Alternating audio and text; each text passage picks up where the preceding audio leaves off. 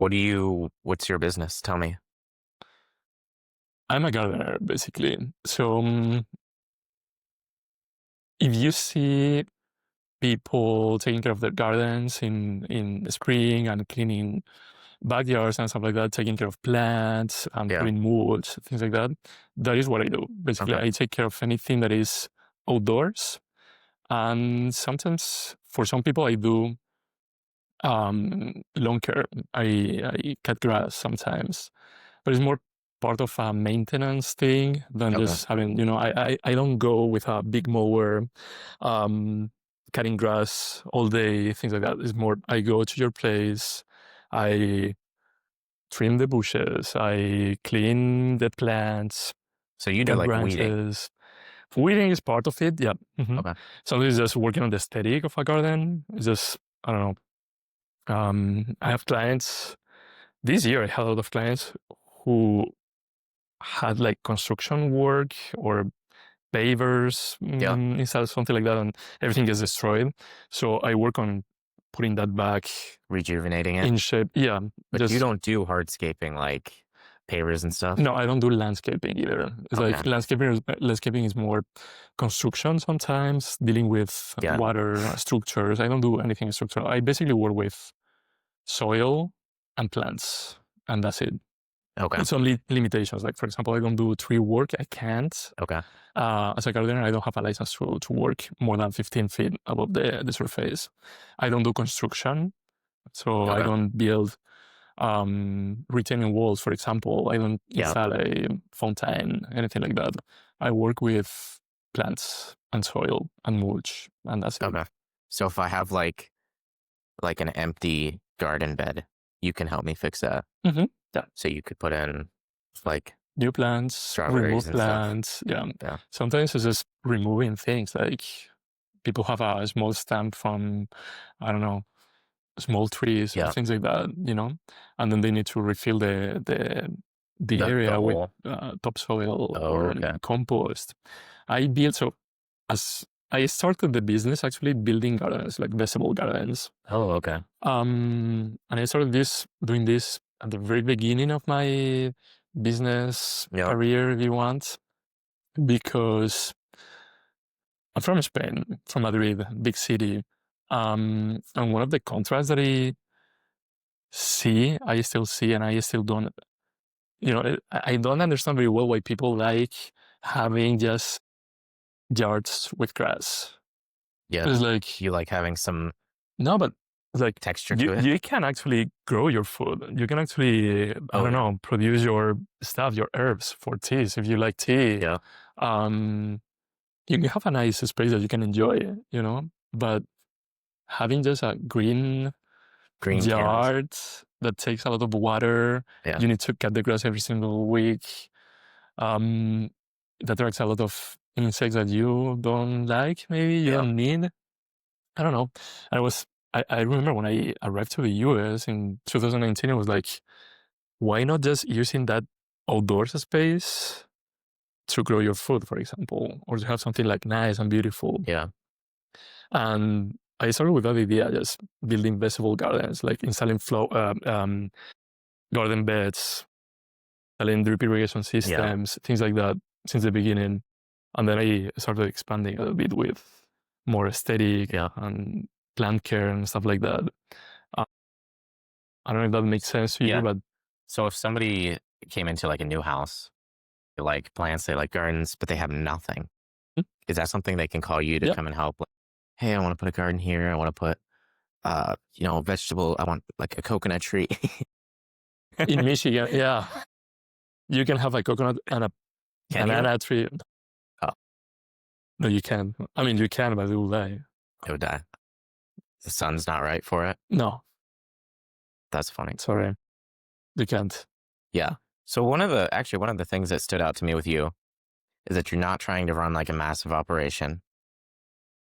And your business name is Hobby Gardening, which makes sense because you do this technically as a hobby, right? Where it's almost a side business on top of your main business. But I think people listening might be curious, like if they're in a main business working a 9 to 5 or 8 to 5, whatever, What like how did you even get started? I work in education, so I have the option to not to work in summer. I don't get paid for it, Yeah. but I spent 4 months. I can spend 4 months out of duty as a educator in my work. So I like plants. That's the first thing. Yep. And I started my business like the very first thing that I did as a business um, was growing food and selling in the farmers market in Ypsilanti. Oh, really? I was a vendor in the Ypsi farmers market.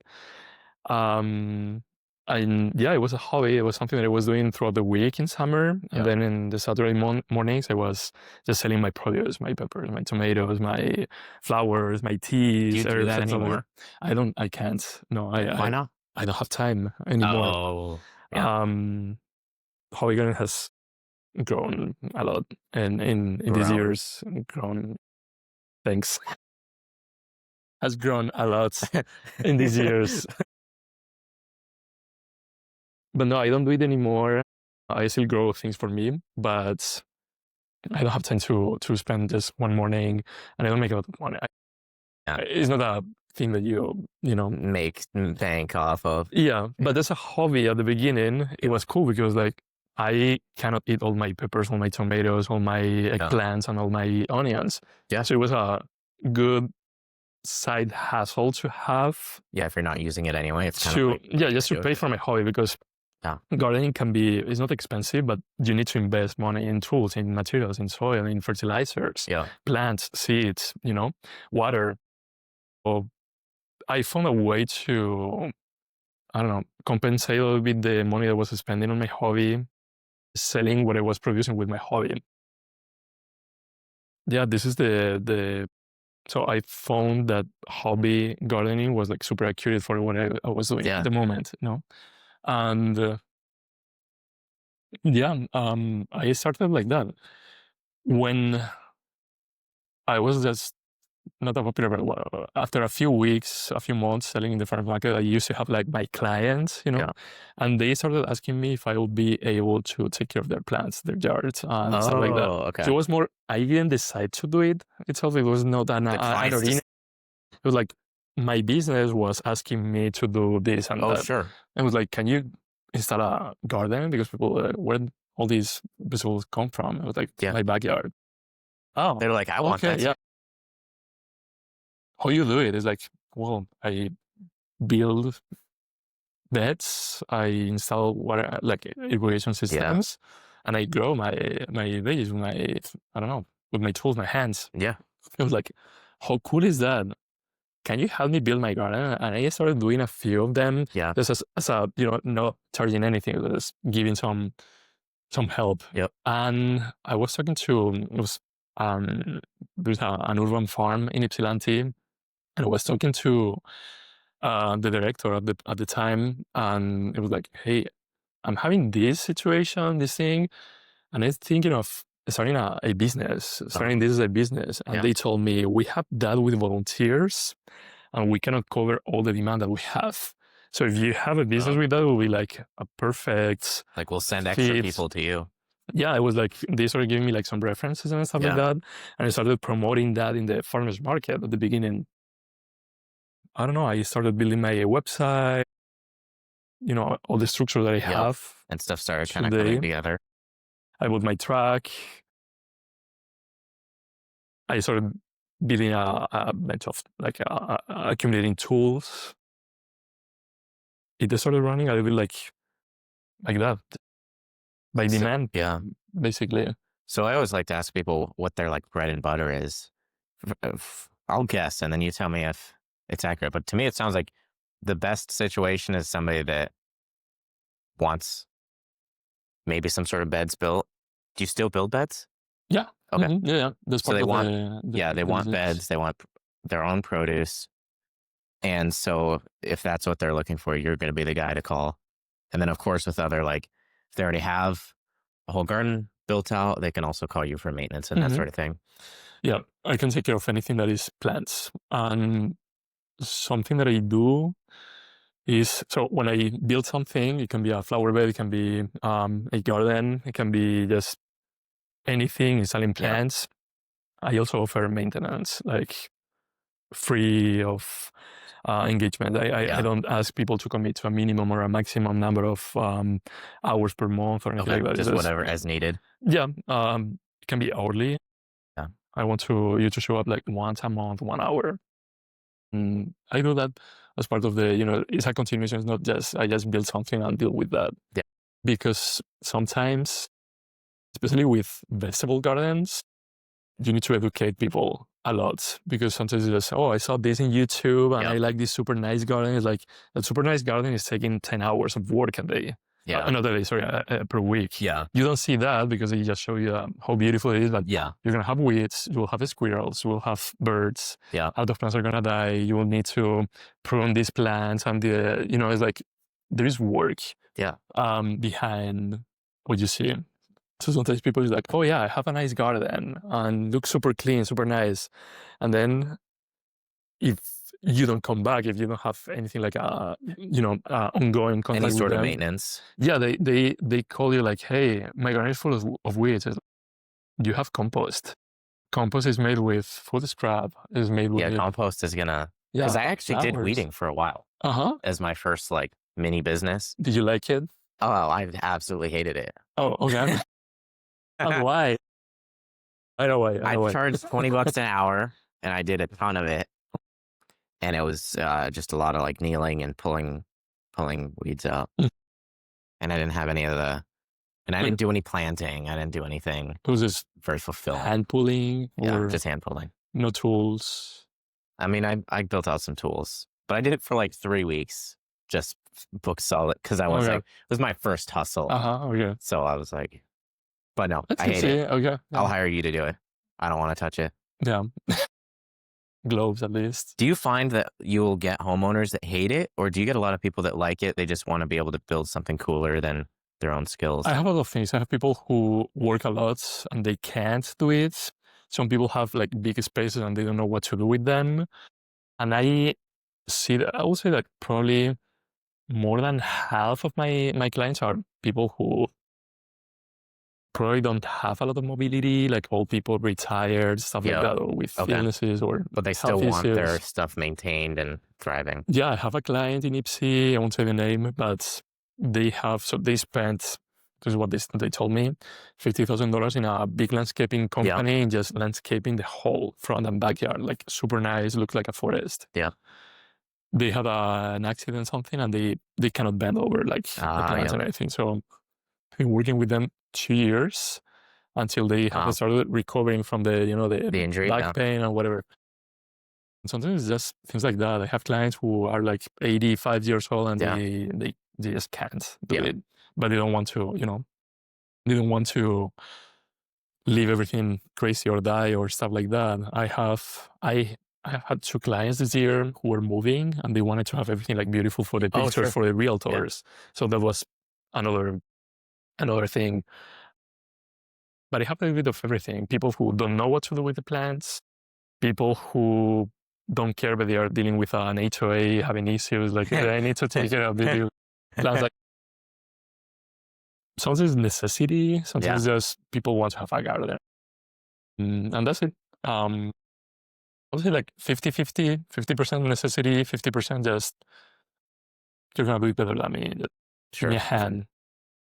Okay. So tell me, like, where do you want to go with your company? Are you trying to stay the same size? Would you ever take on somebody to help you? Yeah.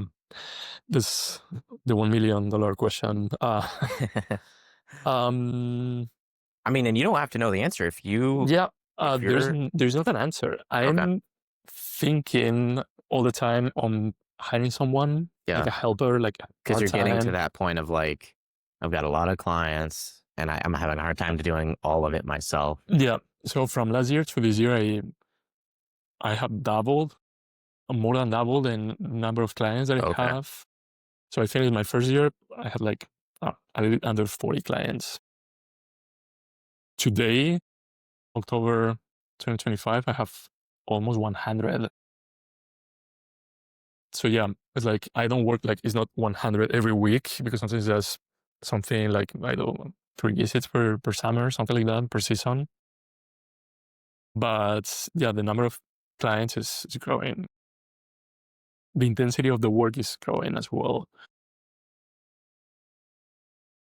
I'm always thinking of hiring someone, and So you're open to expanding and hiring. I think that next year is gonna be my first year having Okay. someone, but there's a problem because I don't want to have just one helper. I want to find one person that matches a little bit my energy. Yeah. I'm not super. So the way I focus my business is not. I want to make double money, and I Yeah, want yeah. to grow, and I have this goal of money. It's Yeah. like I go live with the flow, and I don't want to have someone expecting to have like a full-time job. So you almost need another hobby gardener. That would be super cool. Sometimes I think like maybe like a first job for a guy who wants to, I don't know, make some money in summer, Yeah. spring, summer, fall, and work maybe 2 days a week, a few Yeah. hours. So a part-time summer job? Yeah, something like that. Okay. But I don't have something well defined at this point. I don't have an idea.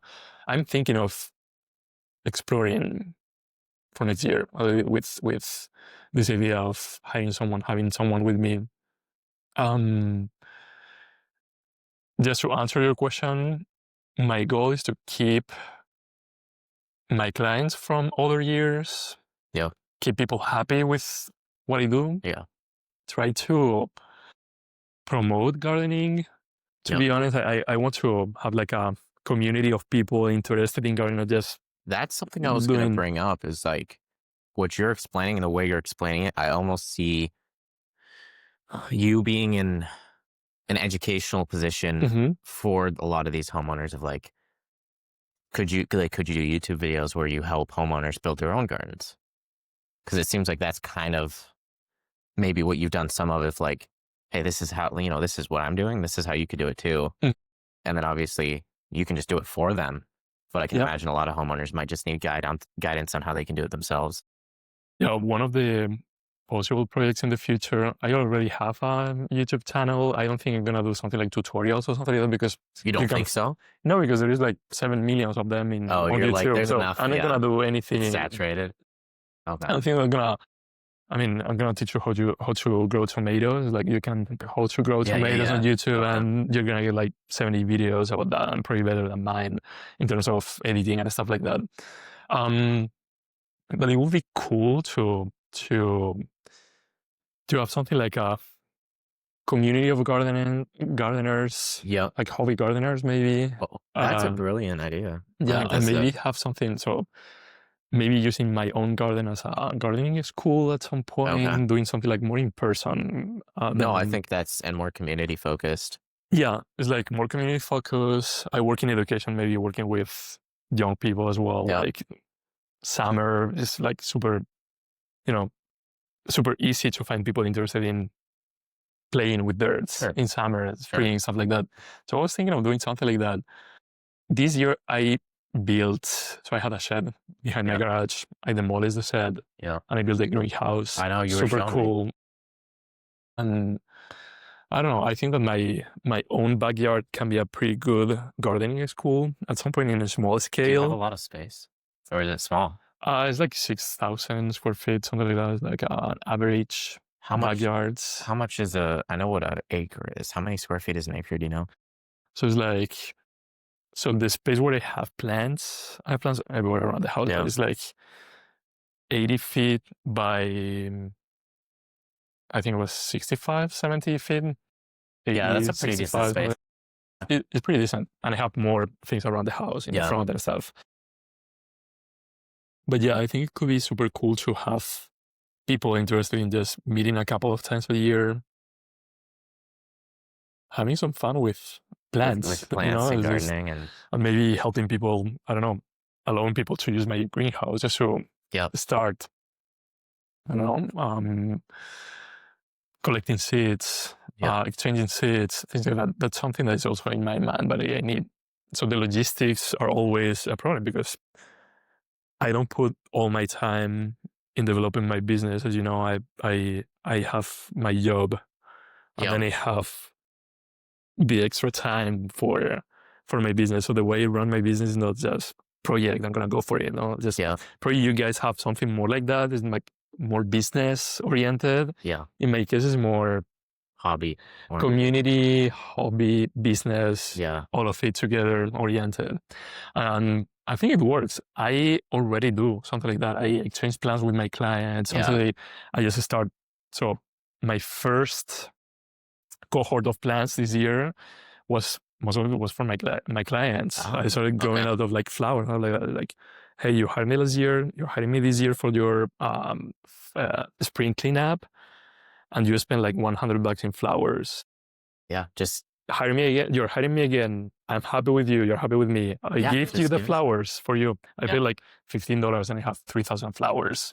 I don't need to charge you money for that. You know, it's like, I don't know, this type of, I would say like exchanges maybe. Yeah. Community exchanges. I think like a good Facebook group would be potentially a good like area for you to break into, where people can just be on there talking about plants.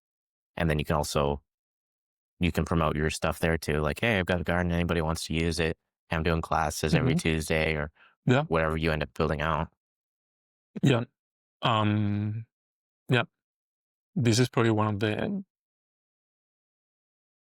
I don't know, the goals with my business, future goals in the business is where I would like to go. And it also goes pretty well with my other job, you know, in teaching.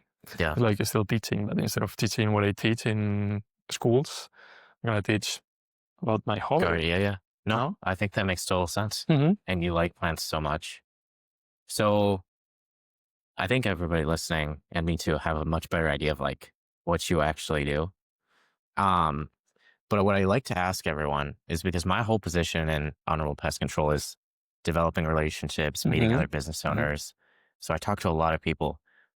Who can I connect you with that would be valuable? Is that just primarily homeowners? Yeah. That are interested in gardening? Okay. Homeowners who need help with maintaining the yard, basically, either front yard, backyard, something like that. Yeah, I don't do commercial either. I don't see the need. I don't need it. Because at this point, I'm on the edge. At this point, I have been working I've been booking like 2 weeks ahead this summer, which was good. But without doing any marketing at all. Like I invested $0 in marketing. That's a good feeling too. And I was like 2 weeks ahead. Yeah. And I met my money goals, and I have grown. So you don't even need to. You're like, why? At this point, I don't need to do anything commercial. It isn't going to change anything in my business in terms of money and everything. I don't want to compete with companies doing that. Most of the time, businesses they have grass, but they don't have actual gardening. Yeah. Like they don't have plants. I don't see myself cutting grass for McDonald's. I don't know, you know, like I don't care. Honestly, what I'm going to make, like $100 a month with that is like... Well, and it's so corporate. It's not like we want, we really love our garden. It's more like I have to do it because there's it's corporate. Yeah, there's an ordinance, like a city ordinance, and I have to do it because otherwise I'm gonna get like a fine or something. Yeah. I don't see the need to do that. I prefer to have contact with people, and this is also why I do in-person assessments. Every project starts with a free meeting with a client in their place. It's like, I want to see what you have. I want to see what you want to have or what you need to have. And I want to see if it is possible to do what you want. Second, if it is legal to do what you want. Because they're like, I want to have my front yard is going to be a vegetable garden. It's like, I'm sorry. You have a building code that you have to follow. It's not going to allow you to build a garden 3 feet away from your, whatever you have, like the sidewalk, sorry. Anything like that. Like, that doesn't work. Or you want to build something, it's like, I want to put a tree in this corner. It's like, I'm not going to install a tree 3 feet away from your house. It's like, you're going to destroy the foundation of your house. Like, But you do the I like, in-person estimate yeah, or I like, assessment. it's not even an estimate. I don't call it estimates because I don't give prices in the first meeting. I send the prices by Oh, okay. email because I want to respect the space for my clients. You know, it's like I'm not gonna give you a price in front of you. Yeah. So, do you accept my price? Like $1,000. Yeah, yeah, You know, yeah. it's like I don't want to do that. I want to hear what you want. I want to see if it is doable, Yep. if I can do it or not. And then I'll think about it. I will put all the prices together and I will send you an email with Okay. a service agreement. And in the service agreement, I will describe what we talked about Yeah. with the price, the final price. And take your time. I give you 3 weeks. If you accept the agreement, perfect. If I don't know, maybe you read it and after talking, maybe you have other ideas and we can Work it back modify and a forth. little bit, you Yeah. know. But yeah, this is why I like having in-person meetings and I don't give prices. I have tried to do it a couple of times and I don't like the feeling Yeah. because You feel like you're pressuring them? no, They feel I pressured? think that I have done prices without going to the properties, Oh, like an okay. experiment. Like I Yeah, can yeah. go there, so I'm gonna send me pictures, and also I You don't just feel good. yeah, you didn't like it as much. The number of people who accept that is like lower Yeah, than yeah. people are seeing me, working with Sure. me, and talking to me and discussing ideas with me. At least in my case, I'm not good pricing Yeah. at pricing projects without seeing the area. You know, it's like I Yeah, need you to wanna see it, see the see what they place. want, understand if you can actually provide that, Yeah, because and then you I don't can know, you call go me from there. to install mulch in your house and you send me a picture and it's like, okay. And then I go to, I usually measure with satellite view. Yeah. I go to Google Maps and it measures like, okay, 2 yards of mulch. And then I show up and the area is like, that is a slope like this. Like, Yeah. I can't install mulch here. And I didn't see that in the pictures. And Google Maps is flat. I Yeah. don't see it either. You know, it's like, it doesn't work very well. I know that other businesses like to do that, and I totally understand why, because it's a waste of time, gas, and it's It not can be, yeah. production actually. Yeah. And if you don't get the project, you lose money Yeah. doing that. But I think it's super important to establish, first of all, a connection with the client. Second, knowing the area where I'm going to work, Yeah. and also, I think it's super important to I don't know, let people know you a little bit. You know, just Yeah, I will they do the can see work. you. Me. Nobody else is gonna show up and be in your yard. I don't know. I think it's important to have a personal connection. Yeah, I agree. Cool. Alright, well, that's all my questions. I appreciate it. And I have a then question for you. okay, You were not expecting this what's that? question. I see that a lot of businesses, and this is a question because it's a question that I have for myself too. Sure. I see that a lot of businesses, like local businesses, small businesses, have, as part of the mini marketing that we have as small businesses, this Yeah. idea of customer satisfaction or 100% customer focus or things like that. Yeah. What is customer satisfaction for you? Well, I actually shadowed one of our technicians, Okay. and I would interview the clients while he's doing the treatments on the houses. So I kind of just asked them what they thought was customer satisfaction because, like, they're the ones that have the service. The biggest thing that they've told me is like, you actually show up. Mm-hmm. I mean, it's simple, but like, do you show up and do the job that you say you're going That you to? promised. Yeah. Yeah. Mm-hmm. I mean, that was really was the biggest thing. The other things like, is what you're doing effective for pests and pest control? It's kind of like, you just don't want bees in your living room or Mm-hmm. hornets or bees, but Mm-hmm. you just don't want bugs in your living room. Yeah. And so is what you're doing actually taking care of the issue that they're having?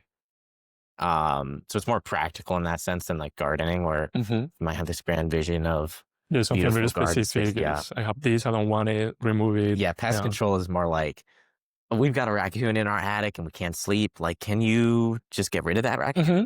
Like, get it out of my attic. Okay. So, but to your question, I think it's service reliability is the most important. And then there's other things like good communication Mm-hmm. and then actually taking care of the issue. And I think those are some of the biggest points, and that's for us at Honorable is what we try to work around. And how do you make the clients know that? How do you communicate that to the client, to your clients? I mean, we give out popcorn Okay. on every service. Okay. Every customer gets Nice. popcorn. So if you're with Honorable, I'm getting popcorn too. you get a gift. Yes. Every Nice. podcast guest will get popcorn. Okay, cool. So we gift them in that way. And I mean, I think just having a good reputation kind of communicates like, hey, you're going to show up. Mm-hmm. And I think those are some of the big pieces. And we do more on social media than you probably do. Mm-hmm. But like we have 140 something 5 stars on Google. Okay. So, you know, that's some of the ways that a client might see us and see that we're providing a more reliable service. Mm-hmm. Nice. Yeah. I mean, it's a question because I see probably all the websites, all the business profiles have like customer satisfaction, customer blah. Yeah. But then your research is like, but why do I have to believe that? No, it's like, Yeah. and a lot of people ask me that as how, like clients are like, how can I trust you? Yeah. I have Well, it's a people good asking me question. that is like, how can I trust your business? It's like, well, besides the techno stuff, you know, like the Yeah. business profile and all that, it's like, I don't know. In my case, like you don't have to pay anything until the service is completed. You don't like the service, you don't like the result, you don't pay anything. That's my case because I can do it. Yeah. Unless something like is $14,000, I will charge a part of that to Yeah. cover the Yeah. A deposit.